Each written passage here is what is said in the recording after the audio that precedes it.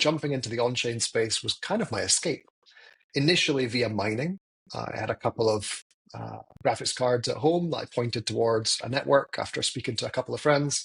One friend in particular told me like you need to go and do this and like rent your graphics card to go and earn magical internet beans. And so that was kind of enough to perk my interest and be like, wow, what on earth is this? How do I do that? And immediately it was just fun. Whenever I added more compute, I was able to earn more cash. And so I quite quickly got carried away, ended up buying a bunch, filling up the kind of spare room in the office and then my garage. And then from there, the the revenue potential was quite quickly and quite obviously going to exceed my exec job. And so I just thought this is the chance.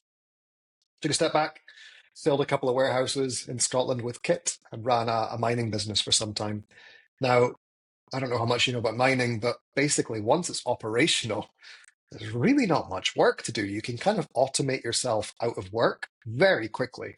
And so I Mhm. ended up being really bored really fast. And that's where I took a kind of proper step back and really tried to figure out where I could be useful across the space. It was super early days.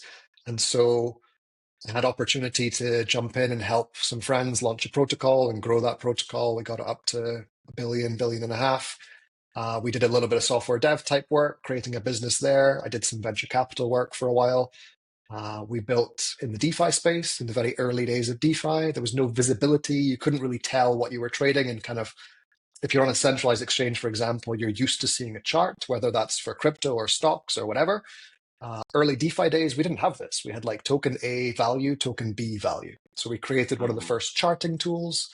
That business did okay. It was like primarily for our own purposes.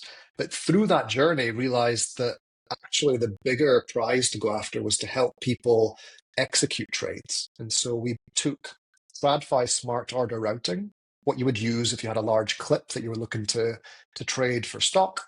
And we applied that logic on chain, basically just to take a bunch of disparate liquidity sources and allow a user to trade with size. The most common example of this would be like OneInch. OneInch is a B2C version of what we did as a B2B company.